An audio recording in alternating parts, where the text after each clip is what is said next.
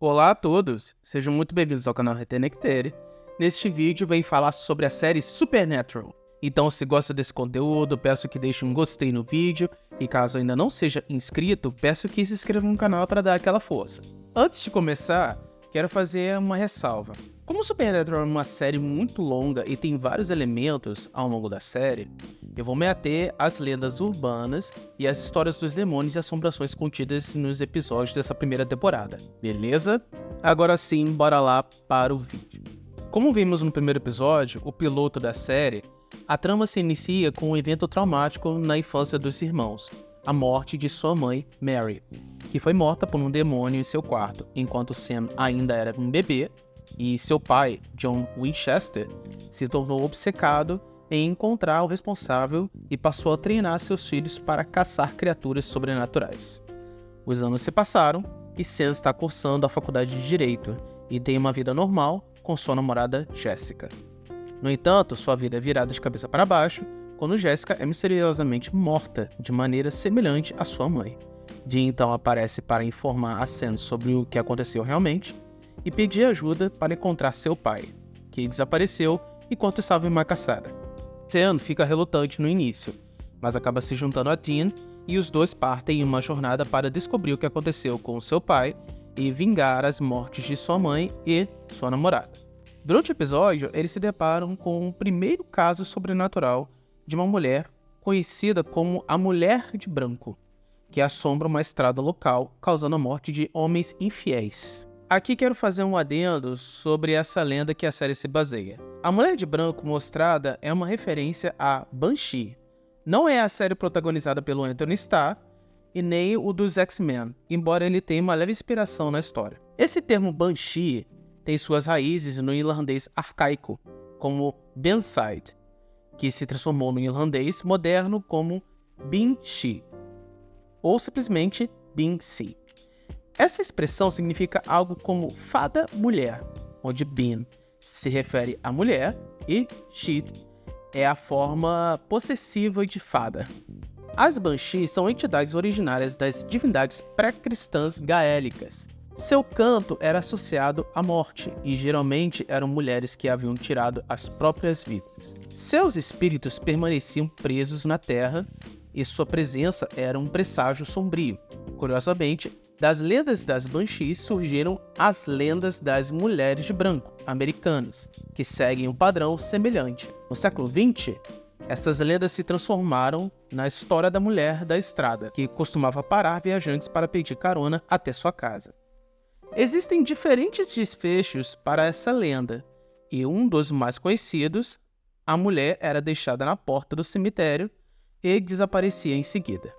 Em outras versões, ela causava acidentes aos motoristas na estrada.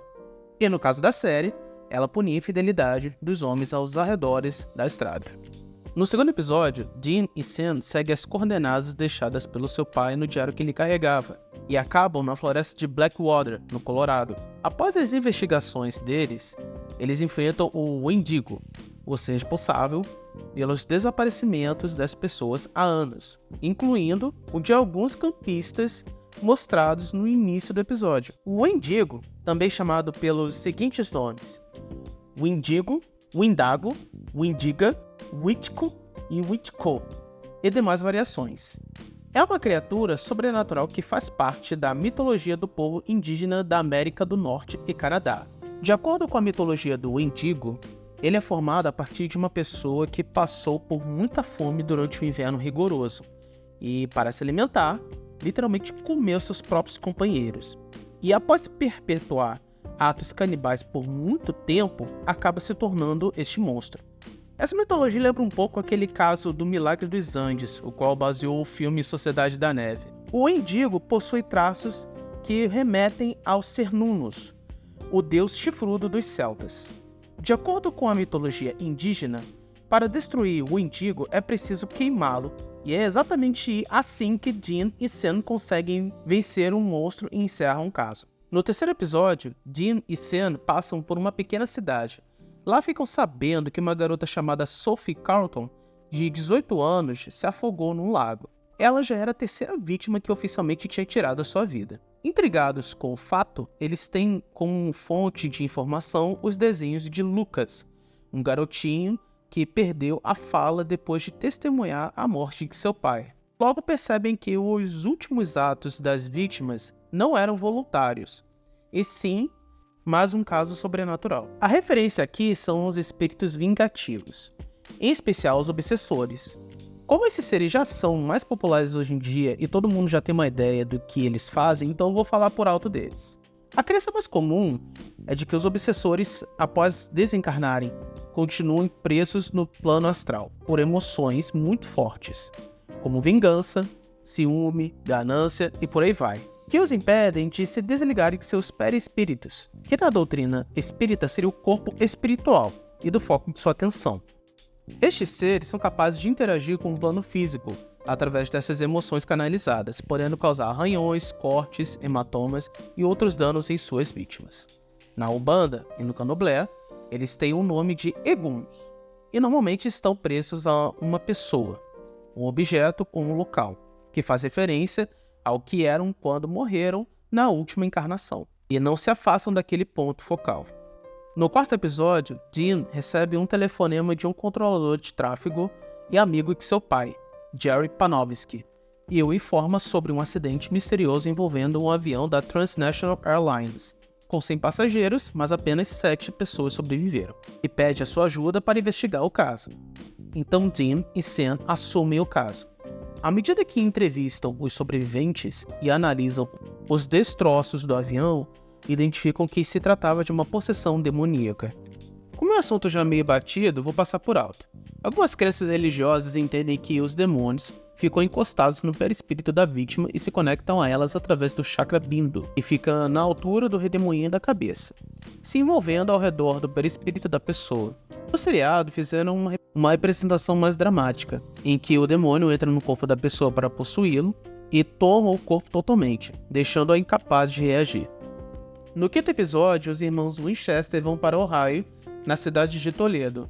Lá eles enfrentam a famosa Blood Mary, que foi atraída por Charlie e suas amigas, quando numa noite estavam brincando de verdade o desafio, algo que trouxe a Blood Mary para o plano físico. Blood Mary é uma lenda urbana extremamente popular, conhecida também como Maria Sangrenta ou Bruxa do Espelho. É uma lenda urbana que faz parte do folclore ocidental e até oriental, onde ela é chamada de Hanako-san. Já foi retratada em diversas mídias. Existem diversas variações da lenda. Quando um determinado gatilho é acionado, caso seu nome seja pronunciado 3 vezes em frente ao espelho, no banheiro, ou 100 vezes à meia-noite dizer Maria Sangrenta, matei o seu bebê. Ela aparecerá na frente do conjurador e arrancará seus olhos.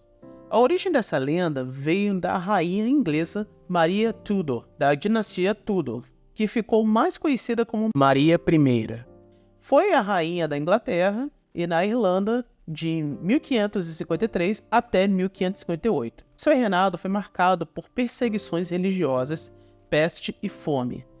Ela era perversa, pois eliminava os perseguidos, com requintes de crueldade, e devido a esses atos, ela ganhou o nome de Maria Sangrenta. Um outro fato que corroborou para isso foi que ela sofreu um alto número de abortos espontâneos, o que a levou à loucura.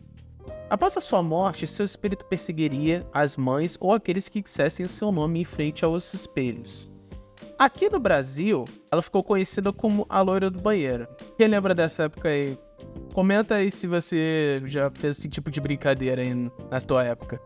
Ela aparece principalmente em internatos e escolas com muitos homens. No sexto episódio, os irmãos seguem para St. Louis, no Missouri. Lá, Zack, um amigo de Sam, é acusado de homicídio. Sam se oferece para ajudá-lo e conversa com a irmã de Zack, Rebecca. Ela diz que seu irmão não pôde ter cometido tal crime porque, na hora, os dois estavam juntos. As investigações de Sam e Dean os levam a uma criatura exatamente igual a Zack. É nesse episódio que somos apresentados aos famosos metamorfos.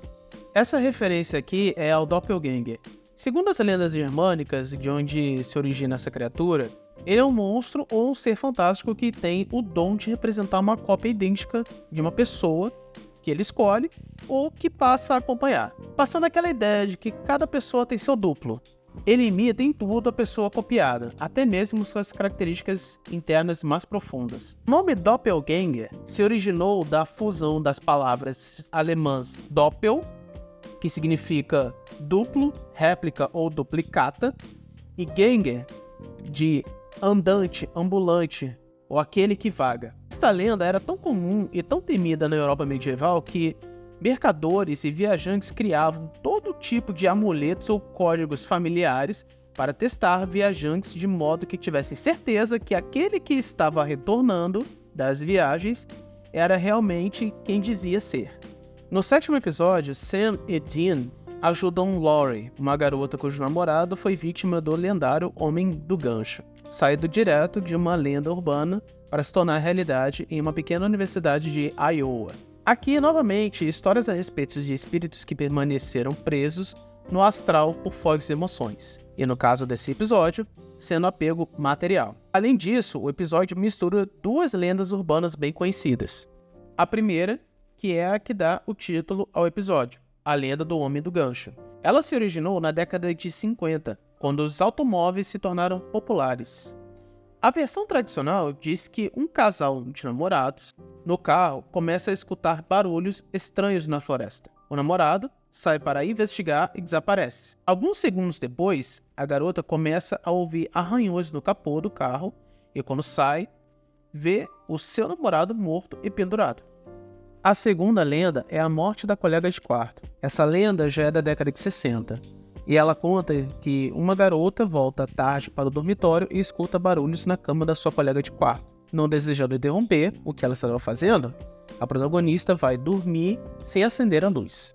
No dia seguinte, quando amanhece, encontra escrito em sangue na parede: "Você não está agradecida por não ter acendido a luz?" E no fim do episódio, os irmãos quebram o gancho em pedaços e jogam no poço, destruindo a ligação do plano astral ao plano material do espírito. O que nos traz ao 8º episódio. Sam e Dean chegam em Oasis Plains, no Texas, para investigar a notícia de uma morte misteriosa e acabam participando de um churrasco na casa do agente imobiliário. Sam conhece Matt, o filho dos donos da casa, um garoto introspectivo que tem problemas com o pai e é fascinado por insetos. Logo, a cidade é invadida por um enxame de insetos que dizimam os moradores da região. Dessa vez, a referência são os cemitérios indígenas, que, por sinal, é um ingrediente fundamental para a receita do terror. Inclusive, o Poltergeist já deu um salve nisso aí. Isso acontece porque os cemitérios indígenas eram também um local de acesso e contato com os velhos chefes, que eram os líderes anciãos dentro das comunidades indígenas, e com espíritos protetores. Todos eles possuíam diversas firmezas e assentamentos destinados a facilitar este acesso entre o plano material e o astral. Então, qualquer construção em cima desse terreno viola o espaço do campo espiritual dessas entidades. Por isso, elas punem as pessoas que habitam ali. No 9º episódio, mostra que Sam tem pesadelos com sua antiga casa. Os irmãos decidem voltar para Lawrence, no Kansas, para investigar. Eles descobrem que uma família se mudou para lá e é exatamente com a nova dona da casa que Sam está tendo seus misteriosos sonhos. A família tem escutado e passado por coisas aterrorizantes, e os irmãos têm a leve impressão que pode ser a mesma coisa que matou Mary, a mãe deles, o demônio dos olhos amarelos. Aqui novamente entra o Poltergeist, só que dessa vez o próprio espírito Poltergeist, do alemão Polter, que significa ruído, e Geist, que significa espírito. É um tipo de evento sobrenatural que se manifesta deslocando objetos e fazendo ruídos. O foco dessa perturbação muitas vezes é uma criança na fase da puberdade, em geral do sexo feminino, que serve como doadora de ectoplasma para as manifestações físicas, algo que também foi mostrado no clássico filme. No 10º episódio, Sam e Dean investigam um sanatório abandonado na cidade de Rockford, Illinois.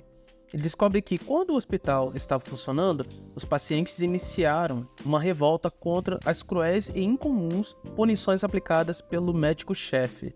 Enquanto os dois vasculham o local para encontrar 4 estudantes desaparecidos, os espíritos o torturam e causam alucinações nos irmãos, ao ponto de ficarem um contra o outro. Aqui volta a referência aos obsessores, mas de maneira mais intensa. Algumas crenças espirituais indicam que este tipo de interação entre obsessores e os vivos pode causar interferência na percepção de uma pessoa no plano material, mudando a percepção da pessoa em relação à sua realidade. Com isso, vamos ao 11º episódio, no qual Sam e Dean chegam em Indiana, numa cidade chamada Burkittsville, onde casais são sacrificados para um deus pagão que se manifesta através de espantalhos. Os irmãos Winchester tentam resolver o problema, mas discutem no meio da investigação, e Sam decide ir para a Califórnia. Dean então enfrenta os perigos sozinho e acaba caindo nas mãos dos moradores que o oferecem em sacrifício ao espantalho. O adendo a ser feito aqui é sobre os Vanires e a árvore sagrada. Os Vanires são os deuses da fertilidade, em contraponto com os Aesires, que são os deuses da guerra, na cultura germânica. Sua cultura nos Eddas, que são coleções de textos literários da antiga mitologia nórdica escritas em islandês antigo, gira em torno da árvore sagrada, a Yggdrasil, que por sinal teve uma aparição na série Loki, e as celebrações do plantio e colheita, em especial o Wickerman, um grande boneco feito de madeira e palha, na qual eram sacrificados anualmente o principal chefe da guerra, de tribos inimigas e também de voluntários para que seus espíritos fossem utilizados na preparação do plantio.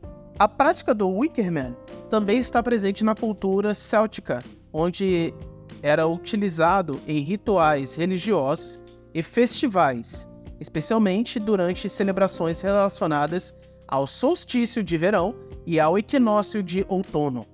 Assim, nessas e até mesmo em outras culturas pré-cristãs, havia sacrifícios e rituais associados ao plantio e à colheita. Ainda nesse episódio, ficamos sabendo da existência de Meg, um demônio enviado para preparar uma armadilha para Sam e Dean posteriormente. E como visto anteriormente, os demônios se utilizam de corpos mortais em uma representação da possessão demoníaca. Bom, pessoal, o vídeo é esse. Tentei encaixar as explicações de maneira cronológica e que fizesse sentido com o que foi apresentado nos episódios. Muito obrigado por ter chegado até aqui. Novamente peço que, se curtir esse conteúdo, deixe um gostei, se inscreva no canal para mais vídeos. Esse foi um resumo dos 11 episódios da primeira temporada. E digam aí nos comentários qual episódio vocês querem que eu analise ponto a ponto, beleza? Até mais!